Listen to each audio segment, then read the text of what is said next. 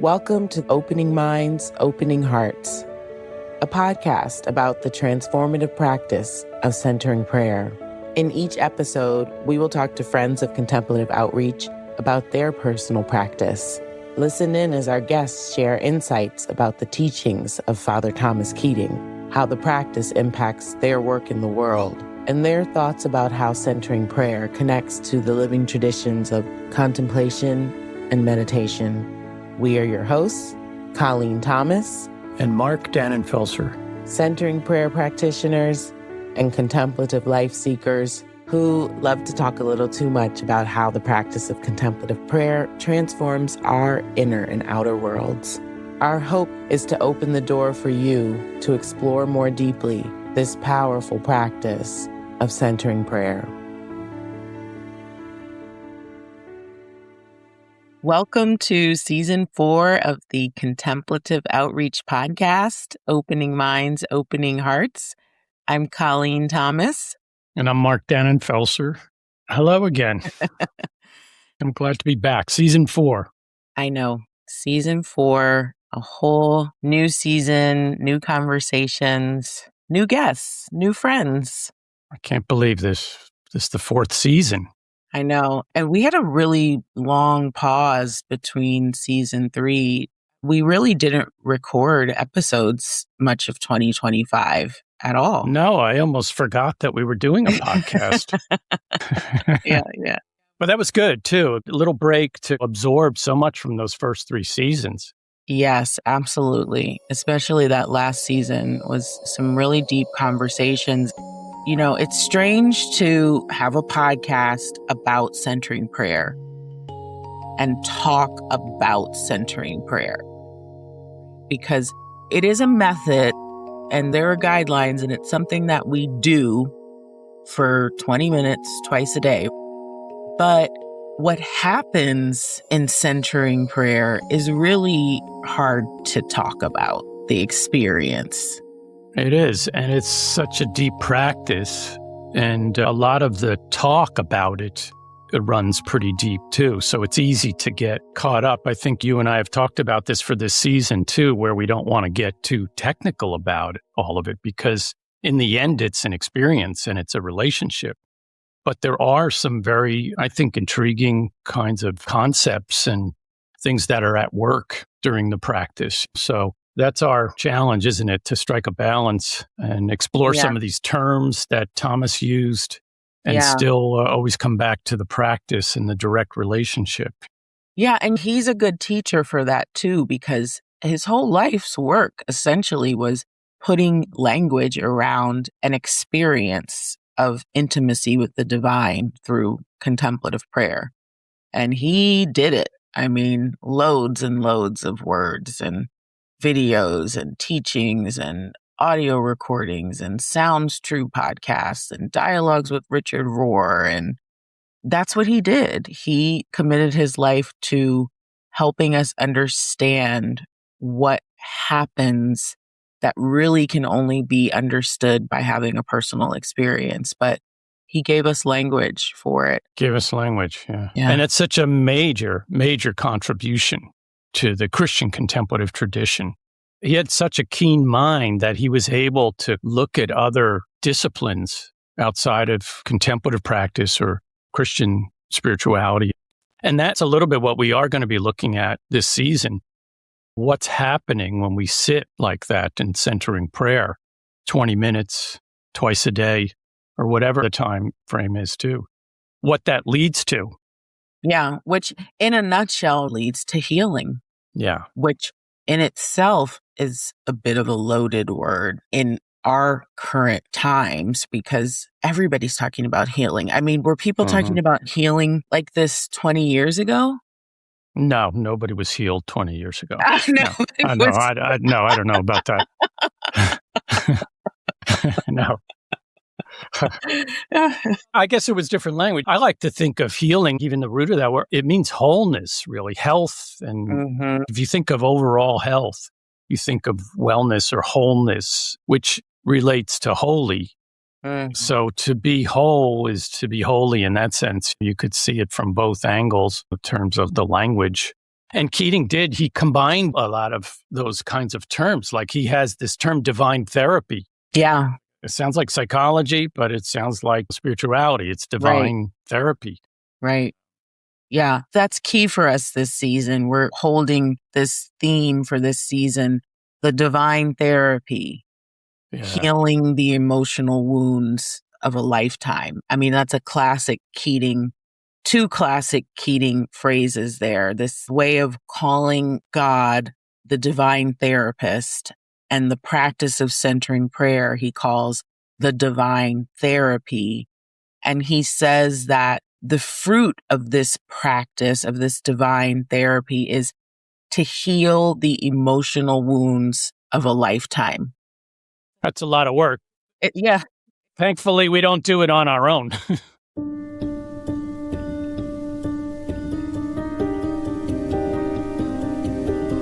I'm especially excited to kick off the season with these guests who are really old friends. I mean, they're not really old, but they're old friends and colleagues of Contemplative Outreach. Pamela Begeman is here and Matt Scrimgeour is here. Yeah, and we're going to talk to them about healing and exploring centering prayer as the divine therapy, which Thomas Keating says heals the emotional wounds of a lifetime. And I think there isn't a better way to start off than with these guys who we were just with not too long ago at your house, Mark. Yeah, only a few weeks ago, we were in Atlanta. You guys were all in for a staff meeting, and we thankfully were able to carve out a little relaxing time. And we had a wonderful conversation just around the dinner table. So yeah, we thought, well, this should be a podcast episode. Yeah, exactly. So we're going to just have that dinner table conversation here, but let's introduce them first so everyone knows who we are having dinner with, so to speak, tonight. Yeah. So I want to first introduce Pamela Begeman, who's a Contemplative Outreach staff person, who's been on staff for a long time. She's also a long-time centering prayer practitioner, a commissioned presenter of centering prayer and the welcome prayer. Pamela's also a longtime member and former board member of the Church of Conscious Harmony, a contemplative community in Texas, where she serves as a retreat leader and a class facilitator. And she's also a talented artist. Yes, she is. I'm trying. Welcome, Pamela. Trying to live into that. Thank you, Welcome, Mark. Pamela. Yeah, and we also have Matt Scrimgeour here, our brother from the islands of Britain and Ireland. And Matt's also a part of the CO staff team and grew up and feels most at home in Britain and Ireland. He says he accidentally discovered centering prayer more than a decade ago. And his experience with the practice is integral to his rhythm of being human. And his favorite cathedrals are found in nature. We love talking to Matt, and we're really excited to have both Matt and Pamela here to talk with us and talk with you all. Welcome, Matt and Pamela. Thank you. So good to be here with friends. Thank you for having us. It's hard to really recapture a conversation. And so as much as I want to try to do that, we can't. And so I'm going to just try to start us off in a way that we will be inviting everyone in this season to begin our conversations. And that's with just sharing a bit about how you came to the practice of centering prayer. And also for this season in particular, since we're talking about centering prayer as divine therapy, is there a way that you can share with us a little bit about your practice and how you came to centering prayer, and also how you've come to experience centering prayer as divine therapy? Yeah, I can start because divine therapy happened almost immediately when I started the practice. I really came to it on my knees. My life was broken. All the scripts that had been handed to me were not working. Get a job, get married, have kids, live a responsible life. None of that was working. And I wasn't religious or spiritual at all. I was highly invested in life and was introduced by a friend, and almost immediately, first of all, I took to it like a lifeline. A friend of mine says that when we're in crisis, we go from buoy to buoy. And centering prayer was definitely a buoy for me to turn my life around and hold on to something trustworthy. And almost immediately starting centering prayer, I started with 2 sits a day. I was connected to a community who practices centering prayer, so that was really critical in the beginning. And centering prayer really became the foundation. That is, everything was dropping away, and that relationship with God was deepening. And honestly, I wanted it to happen because I was so clear that life wasn't working. Yeah. It's so interesting because whenever I'm facilitating a group or even in this, I'm experiencing in this moment, I will offer a prompt for the group and then whatever question or prompt I don't have an answer for, but I just have the prompt. And so I'm like, oh, shoot, I don't even know how I would answer this question. But as you were talking about your experience of centering prayer as divine therapy, I realized that I also came to centering prayer in crisis. And I don't think I've ever thought about that before, but I was in seminary and everything was falling apart. My worldview and my belief system, having grown up, unlike you, Pamela, very religious, and then going to seminary, which for me didn't reinforce my beliefs. It began to deconstruct them. And I felt lost and I didn't know who God is. So thanks for bringing that to my attention. Yeah.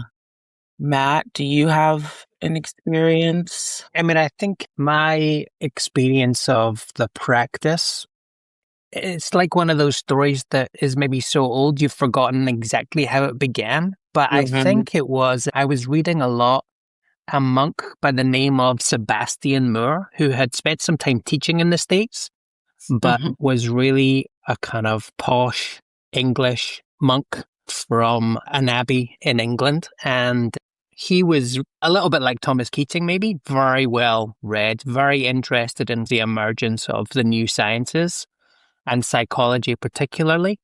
And I'm pretty sure that in some of his material, he referenced centering prayer and Thomas Keating. And I think just as I was doing at the time was just following these threads that you bump into in a book somewhere or in a conversation and you make the connection. And I think that was how I discovered Thomas and then maybe connected with some stuff online. But then probably it was the app, actually, that was then an entry point for me in terms of that was definitely a place I went to in terms of practice. And the place that I worked at the time, you may be familiar with the Irish poet Padraig Ó Tuama, who does some stuff with Krista Tippett. And so Padraig had just become part of the leadership of the community that I was part of where I worked here in Northern Ireland at the time.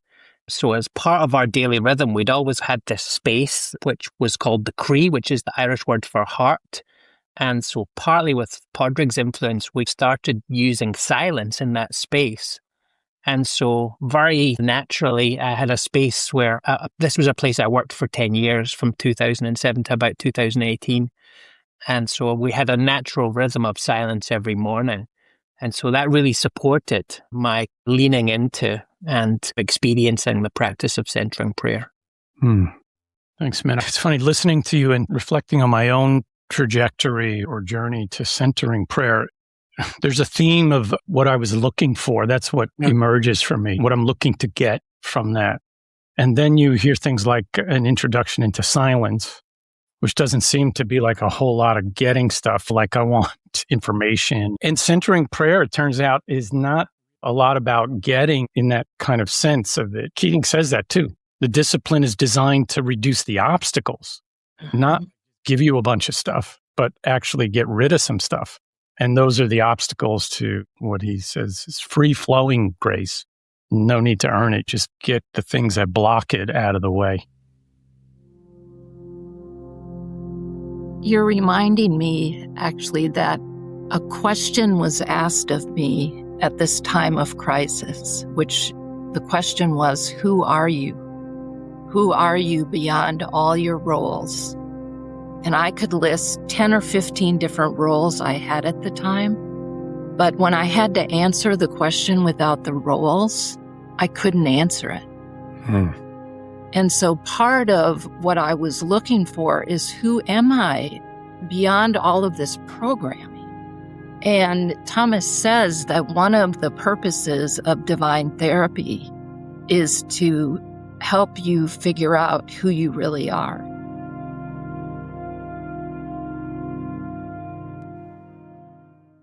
One of the central quotes that we'll be referring back to throughout this season is from his book, Consenting to God as God Is. And he says, a very important aspect of contemplative prayer is that it does not fully do its job unless we are also working on our shadow side. And there's a lot in there. We have a whole season to unpack that. But I am going to ask you, as our resident therapist here, what stands out to you from hearing that? Yeah, well, that term shadow side, I think, was popularized by Carl Jung. And I think Thomas was reading Jung and he was engaging in all this. But it's pointing to the same thing. It's like, what's that early stuff that emerged for us that we still carry? Because a lot of it is very survival based. Security, safety, the desire for power or control was meant to really protect us. Which he calls emotional programs for happiness. And he says we all develop these early on and need to. If you don't have some kind of self-agency or power or whatever, then you're at risk. But that can get out of control in the sense that we get attached to that, or we don't have the same needs as when we were younger. And so can we work on that part? And that's the shadow work, is dealing with all that stuff that's down there, the dark emotions, anger, the shame, the fear, all that stuff, and see if we cannot let the divine therapist just take care of that. It's not about eradicating it either. We should still have a little bit of concern about security or whatever when we're walking down a dark street. It's not like you don't want to have that. But the shadow work is just, okay, can we tone that down a little bit? So that's not every interaction is just based on me having power. I love somewhere Father Thomas says, we don't want to eliminate them, but we don't want to be limited by them. Yeah. And I love that expression, the idea of, oh, this can limit me from my potential to be just fully taken over by love, essentially. Yeah. When I think about the word shadow in this context, I think about things that don't want to be seen, things that are hiding or lurking in the shadows. Yeah. And then this relationship between the shadow and contemplative prayer is that in contemplative prayer, as we've discussed, I think, but we definitely will discuss in this season, what happens as we sit and let go of our thoughts. Father Thomas says there's this unloading of the unconscious that happens when we stop trying to direct our thoughts and control them. And what arises there when we are in this posture of consent and trust is this stuff, this gunk from the shadows, when we are not intent on controlling the narrative. We're gifted this experience of maybe an unpleasant memory from childhood, or maybe an unpleasant awareness of my insatiable need for control and affection. If I were to step into this about how is healing related to the question of who am I? In Manifesting God, Thomas has a chapter on the divine therapy, and he said there's two purposes to it, or two threads to it. The first one is to affirm our basic core of goodness. And I have to say that was so important to me in the beginning because I had such a deep sense of unworthiness and deep shame that had been in the dark. So to really begin to experience that basic core of goodness and being loved by God changed everything for me. So in my own experience, I can say that the divine therapy really did bring forth, along with a lot of other Thomas's teachings that I was reading at the time, that I was good and that I was made to be good and made to participate in the divine life. So that was a big key to stepping courageously into this journey. And then the second part of the divine therapy is purification. And I experienced that in spades.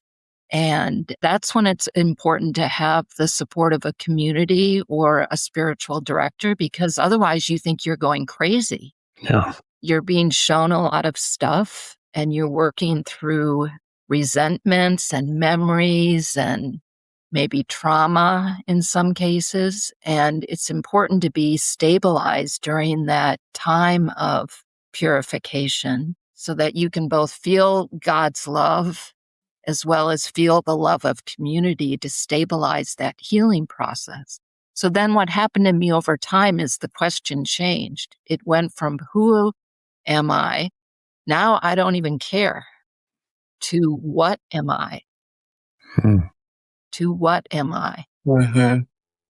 I'm glad you mentioned community, because all of us here, the four of us here, I'm no longer on staff at Contemplative Outreach International, but in Keating's wisdom, he formed that organization mostly to support small communities, small prayer communities, centering prayer communities, which is genius. And certainly if we're going to practice centering prayer and we're going to do it consistently, we're going to find ourselves alone a lot of the time doing it, getting up before work and sitting or at lunch break or whatever it is.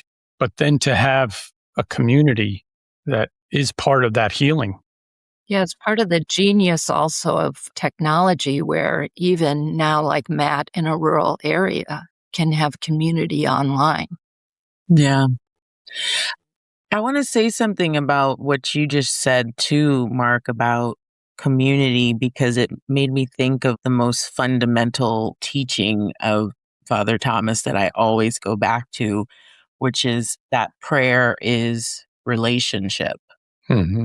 Prayer is relationship. And that also is resonating to me as a foundation of his teaching about what healing is. Healing is restoring that relationship. Yeah.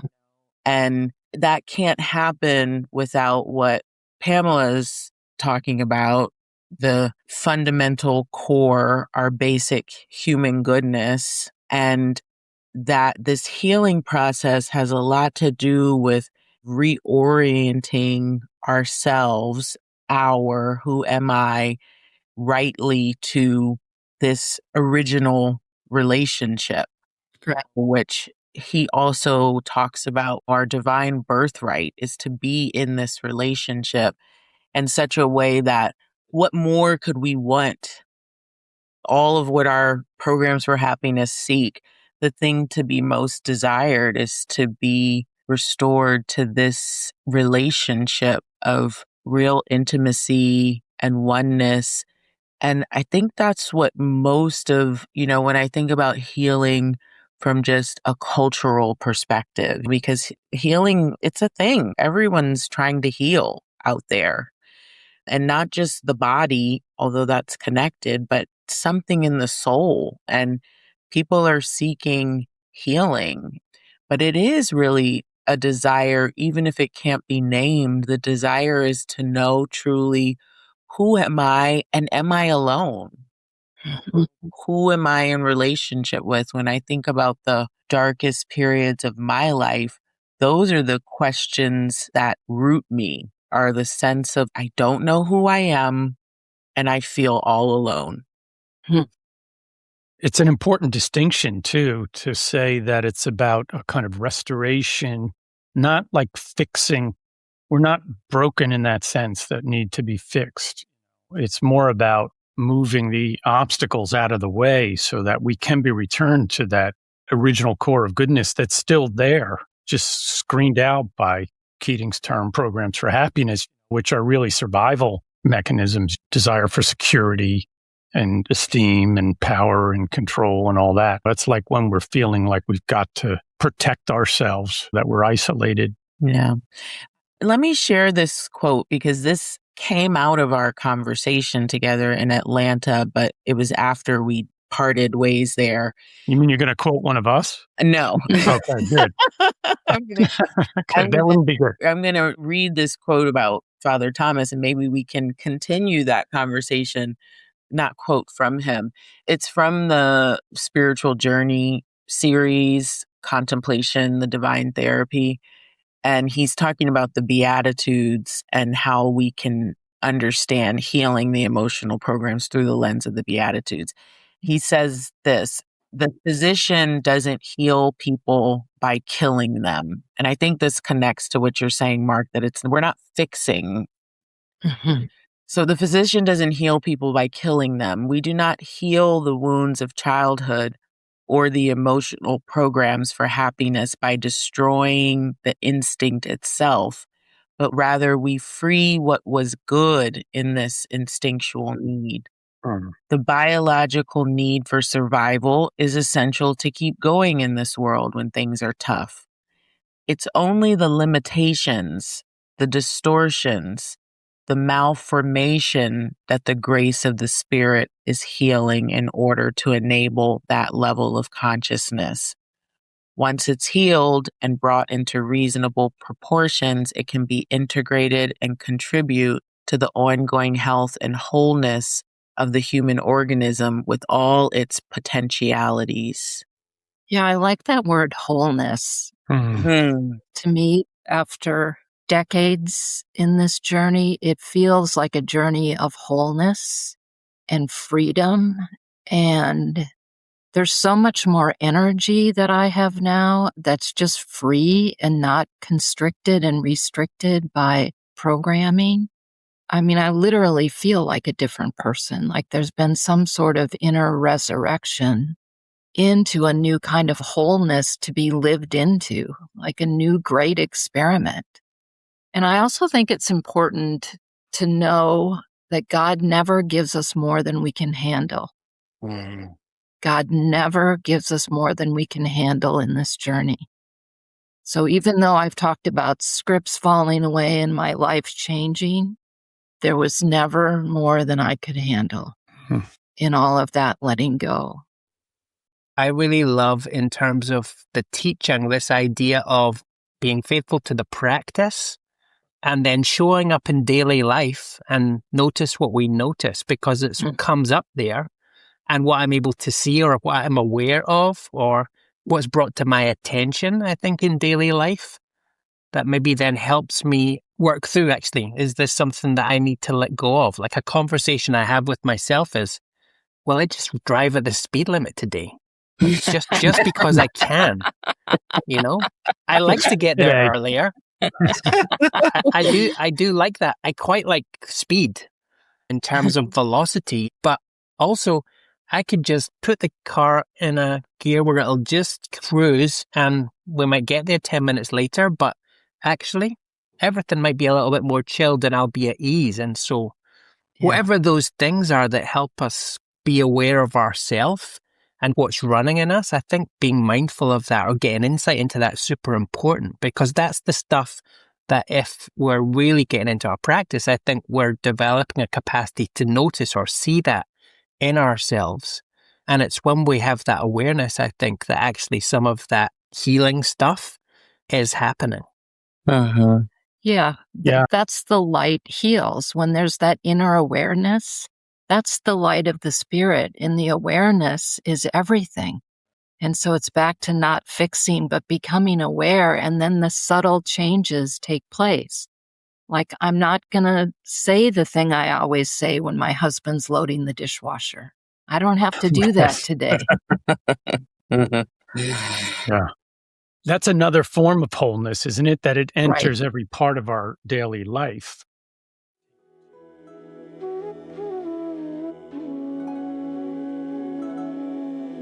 In the Christian tradition, contemplative prayer is the opening of your mind and heart to God, who is beyond thoughts, words, and emotions. Centering prayer is a method designed to facilitate contemplation. The method suggests 4 guidelines. 1. Choose a sacred word as the symbol of your intention to consent to God's presence and action within you. 2. Sit comfortably and relatively still. Close your eyes or leave them slightly open and silently introduce your sacred word. 3. When you notice you have become engaged with a thought, simply return ever so gently to your sacred word. And 4. At the end of the 20-minute prayer period, let go of the sacred word and remain in silence for a couple of minutes. The additional time invites you to bring the atmosphere of silence into everyday life.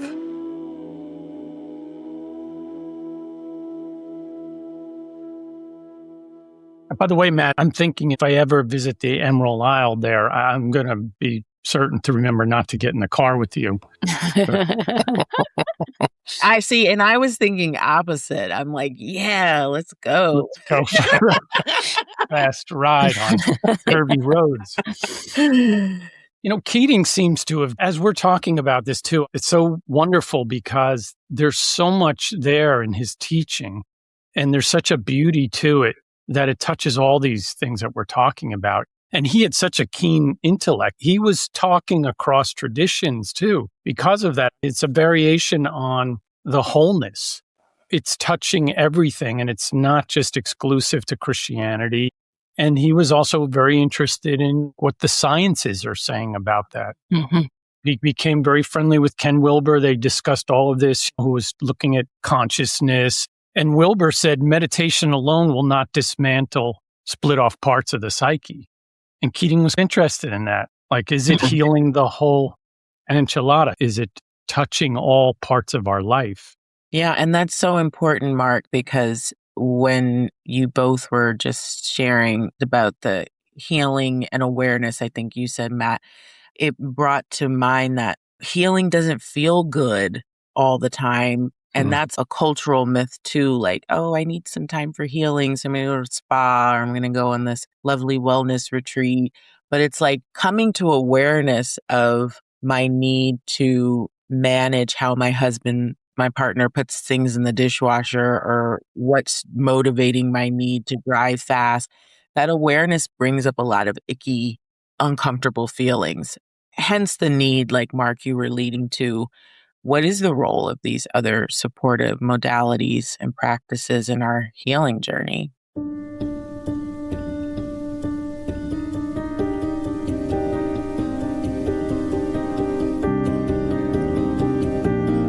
It's important, as we are talking about the relationship between contemplative prayer and our shadow side, that we also talk about supportive practices that we really actually need to engage in as we are in our practice of centering prayer.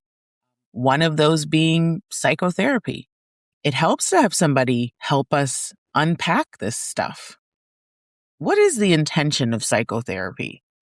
To heal the emotional wounds of a lifetime. Really, I mean, it's very similar work. The psyche part of the psychotherapy means soul. You could look at it as soul work.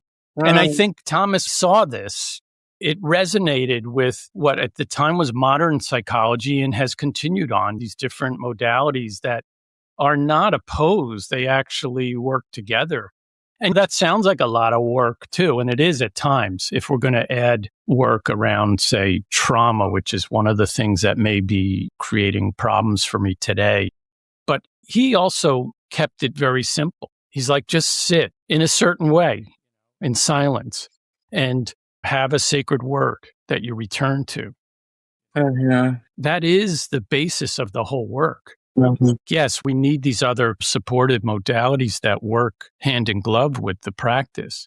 But the practice, as Keating was fond of saying, really what it's about is when you see yourself engaged in all that stuff because of thoughts coming in or emotions, whatever, he says the response is return to the sacred word. And then he always added ever so gently. Ever so gently. Yeah. Return ever so gently. Without shame, judgment, blame, just come back.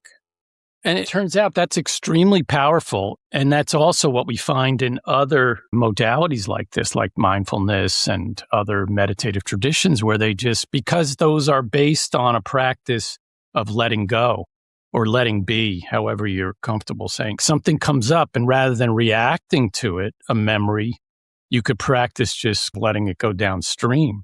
Yeah. And that by itself starts to shift us in dramatic ways. I've certainly experienced that in my own practice. I didn't think I could get past that jealousy or that anger or whatever it is that was coming up. And then I practice letting whatever comes up, letting it go. And it starts to generalize. Yeah. And that's what neuroscience might call integration. You're not split apart. Like now I'm this raging maniac over here, and then I'm this contemplative sitting over here. It smooths out all those edges.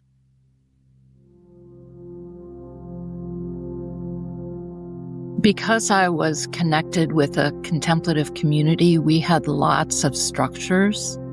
If I hadn't had that, I probably would have been seeing a psychotherapist. But we had, for example, we would do small group work. And we would have daily conversations with people to help process what was happening on the journey. And a practice of going on annual retreats and lots of body practice every day is part of our rule of life. And I still live a rule of life. There's body practice to help move the energy. Definitely, there have been times when there's so much energy.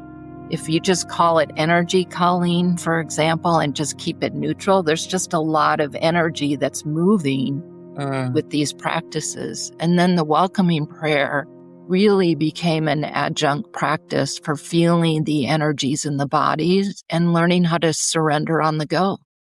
I can't recommend that enough in the centering prayer community as a really embodied incarnational practice of letting go. And again, and that really involves the light of inner awareness, being awake during the day to notice what's happening, to notice the gut clenching or my jaw clenching or the sensation of when I think I'm right and the energy starting to rise up to reply, becoming aware of those kinds of things in a really neutral way, non-judgmental, loving, gentle way.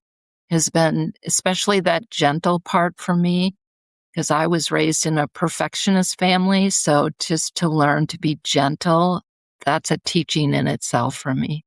What about you, Matt? Yeah, a thing that I always appreciate in Thomas's writing is that if there's a need for professional psychological help, Thomas is absolutely saying, get that help. But alongside that, there are things I think that all of us can do. In a newsletter from 2006, he mentions that there are hallowed practices for addressing the exaggerations of the emotional programs for happiness. I wonder what they were. He doesn't list them, but I'd be really curious to know what they were. But certainly for me, the welcoming prayer that Pamela's already mentioned would be something that I come in and out of in terms of my intention to practice it. But a thing that I really worked with last year was the idea of the act of prayer. And so this would be like a little phrase. I think the teaching originally was like 6 to 12 syllables maybe, or words. I can't remember exactly. I didn't follow that really strictly, but I had phrases that I would turn over. And the idea was that where there might be what we might know as negative self-talk and other self-help material, these little phrases might be rewriting that with another phrase. So one of mine was, I am becoming a lover of God. And so whatever would be showing up for me, that was the thing that I would turn over in my head, whether it was trash talking myself or just stuff that I just wanted to let go of. I would just come back to that as a thing to just be with and just let it go. And so at one level, there's not a lot of effort about that, but it's just little practices that help us attune to what we're setting ourselves up for. Yeah. I have a question. I know you guys are the questioners, but I have a question for you two guys. Because you both have, Colleen, you're a spiritual director. Mark, you do spiritual direction, and you also have a background in psychotherapy. what practices or how do you navigate your own process? Especially because you also have skill sets where you're also assisting other people in navigating. Yeah. I would say spiritual direction has been a support for me for sure on the journey. I can navigate a dark night because I can recognize it, but I still need to talk to my spiritual director. And that's been the case for at least 20 years now. But in general, and I notice this more when I'm sitting with a directee, that the simplest practice for me, like my go-to, is just accepting the human condition. Hmm. And that's been the greatest growth and healing I've experienced over the years, is that this human condition thing is real. I'm not getting out of this body until it's time. Mhm. And as long as I'm in it, I'm going to be reacting. I react less in one area, and then there's another area, but I don't experience the shame from my reactions like I did 5 years ago, 10 years ago. And this is what I love about Father Thomas. Every Saturday when we're watching those videos in the Young Contemplative Spiritual Journey series, it's just part of who we are. And there's so much grace. And after spending the first half of my life from childhood to my mid 20s and really probably into my early 30s trying to fix everything, Right. grace is the best practice. Amen. I think we maybe talked about this before when we were at Mark's house, but I think connected to that, there's the idea of sin that I think for people, especially if they've had this churched experience, either through their family or however that happened for them, sometimes sin is really like it's a barrier for us. It's something that can get in the way. And then especially, I think today I hear about people who really, maybe because of their identity, there are all sorts of other complications about how we think about sin. And one of the lovely things I think that Father Thomas sets up is this idea that God is in no way offended by human sin. He made these creatures. He knows the millions of them that are and ever have been intimately, and there's nothing about them that he feels anything other than love towards, love that we can hardly fathom or understand. I'm a parent, and so increasingly I marvel at my kids, and then I think, what is it like to be a being who loves everybody more than I love these other creatures? It blows my mind. And I read earlier today, God likes our weaknesses. This is from Father Thomas's, because it enables God to exercise infinite mercy. Yeah. And I think there's something about that just totally deconstructs some of the weird ways we've thought about what it is to behave in the right ways, to be faithful to some sort of religious group. And I think absolutely those are not things that should be tripping us up as we discover our birthright. But it is this fundamental goodness that Thomas emphasized is the starting point for practice. Yeah. You are deeply loved just as you are. However you come to sit today, you are deeply loved. And everything else, I've got it. I believe the divine person is saying to me and to us. And so that's a great way to start every day with that kind of security and stability. I'm glad you named that, Matt, because when I first came to Centering Prayer, I was fairly young. I was just getting into ministry. I was 18 years old, and I had discovered Keating's work and started practicing. And then, like you, Pamela, I found myself in psychotherapy, psychoanalysis, because I recognized, well, this was all being offered to me, but there was something about me that was not able to accept it or integrate it or live it out, really. And so what's that work? And I think I've always seen it that way. And it's probably what got me interested in becoming a psychotherapist, that kind of psyche part, which is in soul. I always saw the two works somehow touching each other. And that's also what drew me to mindfulness, was that it was a healing modality for what Keating called the human condition, and it was holy. And when we talked about wholeness, the root of that word, the same word, is holy. And I don't see a real difference there. In fact, I don't really even frame it as sin. I just frame it as our own stuff getting in the way that makes us do things that are hurtful to people and bad things and whatever, but not in that traditional sense of sin. So to me, it seems like a very integrated approach to God and to our relationship with God, and by extension to one another and even to the world. In the language of one of the practices we are going to talk to some folks about this season of the welcome prayer, I can welcome everything. Right, yeah. That's that first line of the welcome prayer is, I welcome everything that happens to me as a part of my healing. Yeah. I welcome every emotion, every sensation.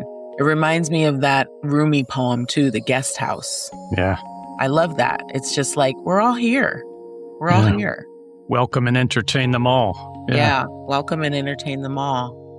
Don't let them drive your decision making and choices in the world. And there's so much we're learning as healing of the emotions becomes more common language in our culture that's so valuable to us in terms of embracing our inner child that needs tender love and affection and attention and to be heard. But also that inner child can't drive the car. You don't want your little girl to drive. She doesn't have a license yet. Right. Sometimes you don't want your 20-something child to drive either, but yeah. We're also going to hopefully talk to some folks who are more practiced in these somatic practices like the welcome prayer, talk about the role of integrating the body in all of this work, because a lot of this trauma we've learned is held in the body. And so some of this unloading that Father Thomas talks about can be experienced also in the body. He talks about and likening it to a psychic vomiting. That's a really illustrative expression for a physical response to a psychic experience. And I'm looking forward to that because so much of what I know I've inherited from trauma in my own family dynamic is a disassociation with the body. That at this stage in my spiritual life and practice, I'm challenging myself. I'm inviting more practice of noticing what's happening in my body. And I know you're really accustomed to this because so much of that is in mindfulness practice, right? It is, yeah. And in trauma therapy, we have a saying, the issues are in the tissues. Whatever's happened to us in our emotional life or in our everyday life or whatever, it gets recorded there somehow in the body. It's a warehouse for all those emotions, but it's also a processing center. And Christianity has both done really well with that, addressing the body, and also not, or addressing it in a more negative way. The body was minimized in a way, but it also has a wonderful tradition, say, of pilgrimage or things like that, where you're fully engaging the body in prayer. It's like a walking prayer. And so I'm really looking forward to that conversation on the somatic modalities that are helping to support these practices. And I'm curious, as we're coming to the end of our time, unfortunately, what you guys might say too about all of us really have been involved in not only working personally with the centering prayer practice, but also helping to pass it on to others. What do you think is needed today and into the future? And I would add, especially in relation to how centering prayer and Thomas Keating's teaching contribute to conversations now, because trauma and recovery, these are hot topics. And we're always thinking with the podcast how to be in conversation with other practices that are supporting people's healing journeys. What's our place in all of this? What was Keating's place in all of this? Well, as the community diversifies, the way people are learning about it, the way they're taking it on is diversifying. And there's just so many more tools available now than there was when the practice first came out, and so many more resources, so many more ways, for example, just to connect with the centering prayer group, which is so helpful. And the emphasis on the body has to heal along with all the other parts of the psyche and the self, I think is happening naturally because of the awareness of trauma. And so there's more somatic support, more incarnational awareness of the practice, or how to incarnate the practice more in the body. And the welcoming prayer, again, is a great way of doing that. One of the things that Cynthia Bourgeault says is the next level for centering prayer practitioners is to develop that inner awareness, that inner observer or the witnessing presence. And I just did a little mini workshop for a Contemplative Outreach chapter on that very practice of cultivating a non-judgmental, accepting inner awareness that's just witnessing in the presence of God the human condition as it arises. And that inner awareness, that light of the Spirit, assists that healing process.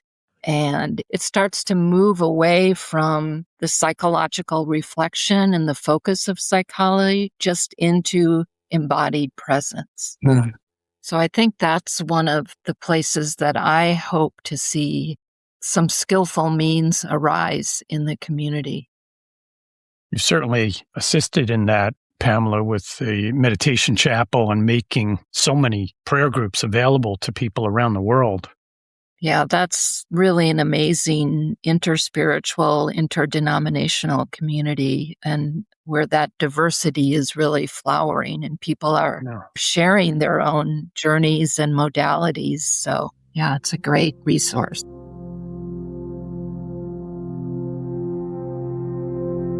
What about you, Matt? Any thoughts about centering prayer's place in this landscape? I think the thing that comes up for me is probably for all of us, we would associate with the practice the idea of letting go.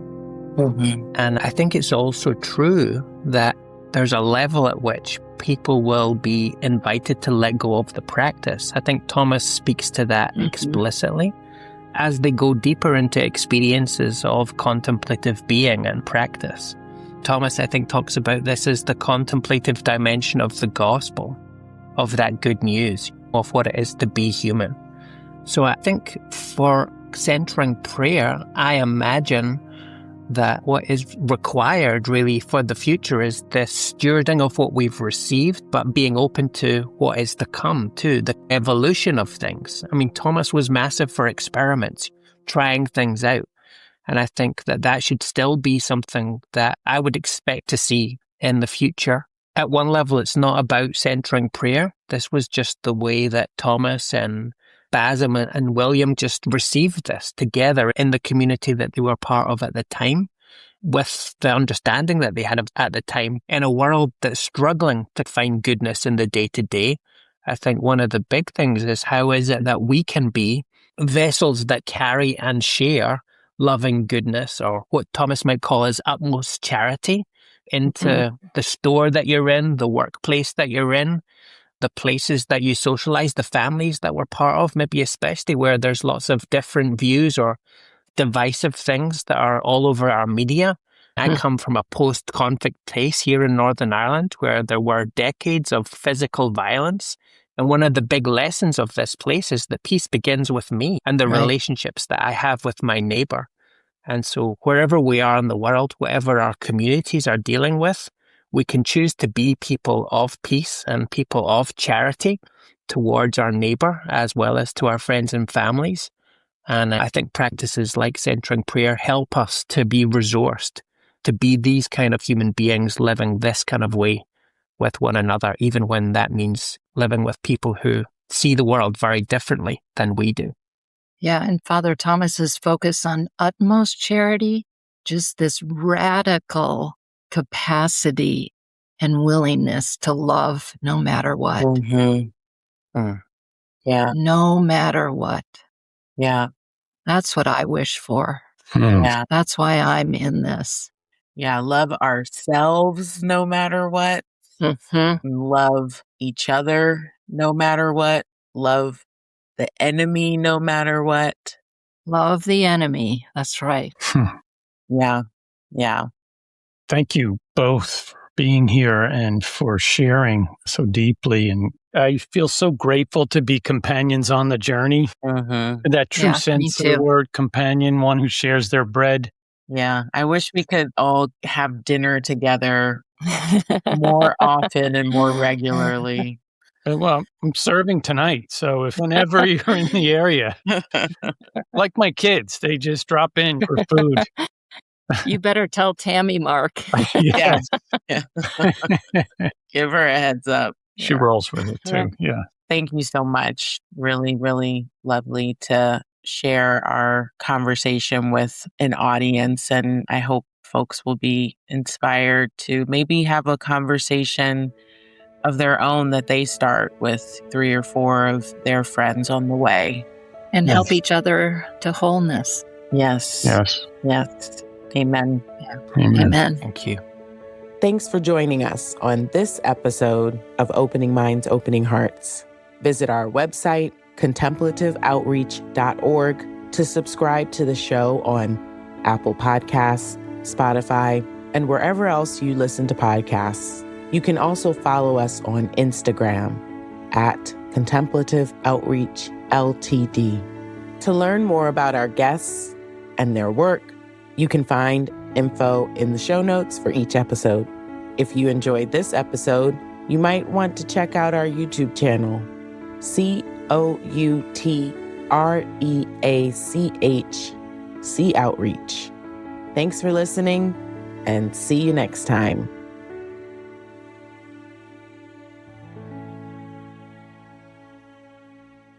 Season 4 of Opening Minds, Opening Hearts was made possible in part by a grant from the Trust for the Meditation Process, a charitable foundation encouraging meditation, mindfulness, and contemplative prayer. We are extremely grateful for their support and would be grateful for any additional support that you as a listener might offer. Your donation helps Contemplative Outreach to freely offer the wisdom of the contemplative tradition and centering prayer to all who are interested. If you are a grateful listener and would like to support this podcast, go to contemplativeoutreach.org/podcast to make a donation of any amount.